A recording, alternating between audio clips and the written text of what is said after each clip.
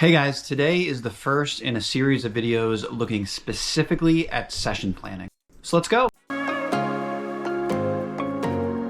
So this is a question that I get all the time, and it's really difficult, especially for new coaches, because there are a million different drills, and how do you decide what do you focus on? How do you run a session? How do you plan it? What do you do, especially in the setting of a particular season, a particular team?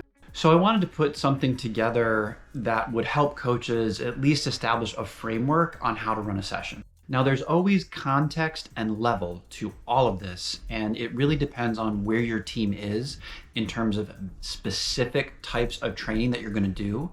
But for the most part, there's some general principles. Now, in order for this to make some sense, I am assuming a couple things. Number one, that you have a competitive, somewhat committed team. Now, in terms of the level, this might be high school, it might be college, it might be, a highly competitive youth team.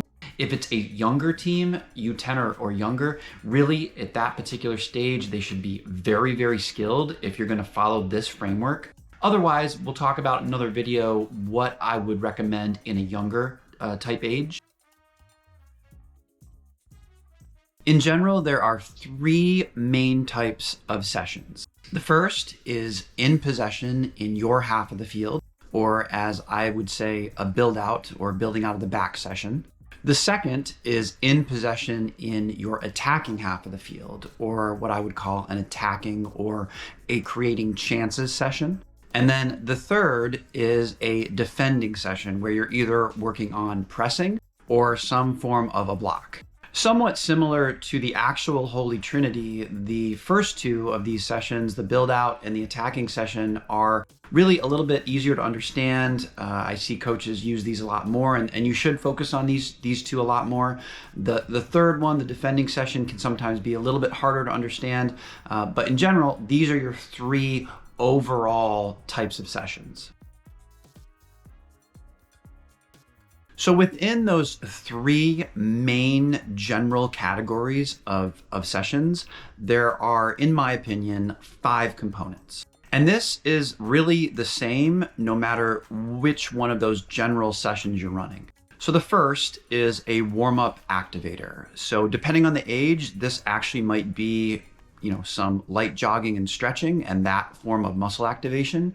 If it's a younger team, this would be a 3v3, a 2v2. And then I would transition that into battle boxes. Now, you guys know I love battle boxes, and if you're interested in that, I'll link the video here and in the description. But that would be the first component, just the warm-up activator, which would be a small-sided game, some battle boxes, and then with older teams, you've got to activate the muscles with stretching and ACL injury type prevention warm-up stretches.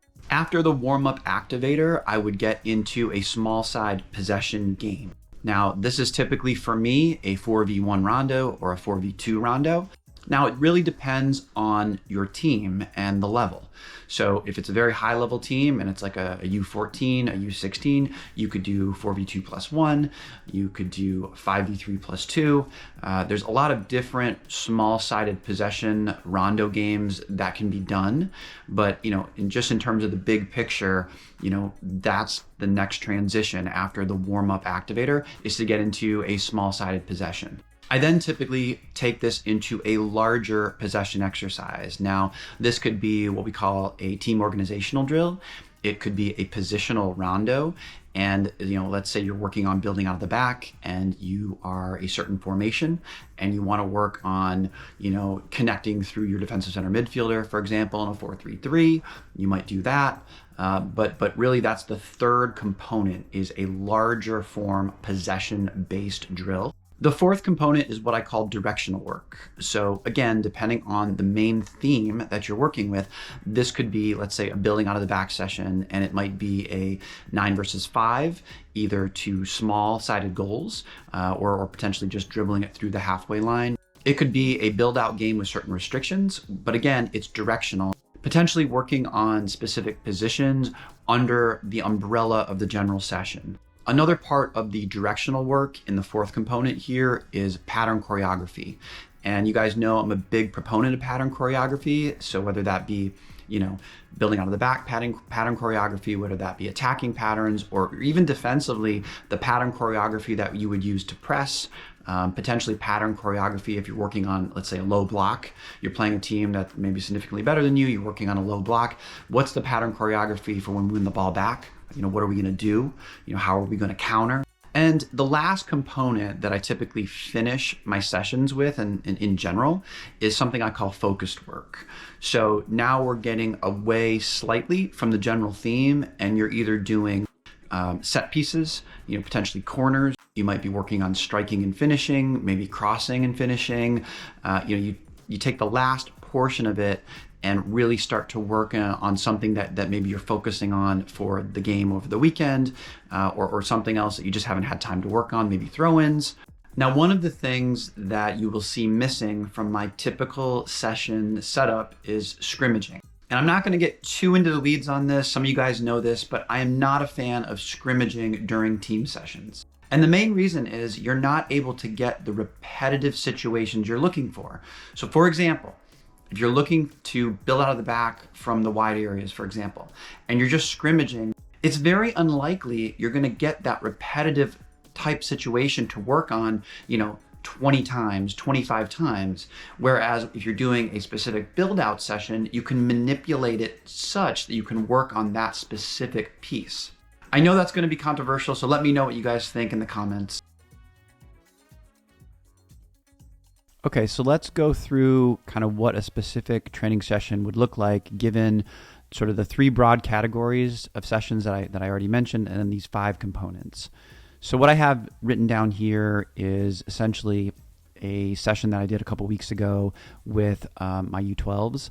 So what you have is a build-out session. So the warm-up activator was small-sided games, just 2v2, 3v3, as they're coming, onto the field, onto training. That was transitioned to battle boxes, which I did 1v1 standard, 2v1 standard, and then 2v1 back to pressure. So total probably was about 20 minutes in terms of the warm-up activator. That was then transitioned to small-sided possession, which, as I mentioned, is almost always 4v1 or 4v2 rondos. Did that for about 15 minutes. That was then transitioned to a larger-sided possession. So we did a 9v4, 9v5 building out of the back team organizational drill. And again, that was probably another 20 minutes. That was then transitioned to some directional positional work. So we were focused mainly on the pattern choreography, pattern number 1 and 2 in our build out. And then that was moved to a 9v4, 9v5 build out positional game. And that was about 20 or 30 minutes to do that stuff. And then we finished with a 3v2 finishing to goal.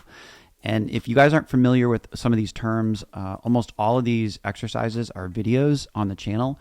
If you're not familiar with the terminology, you can easily kind of look up what I'm talking about here. So guys, that's how I generally plan sessions. There's 3 main categories and I go into 5 specific components. Now again, you always have to look at the context and the level of your team.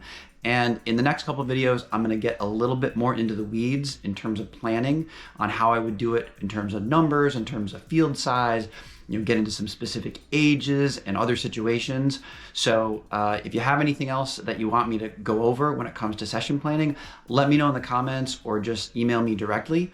Otherwise, see you in the next video.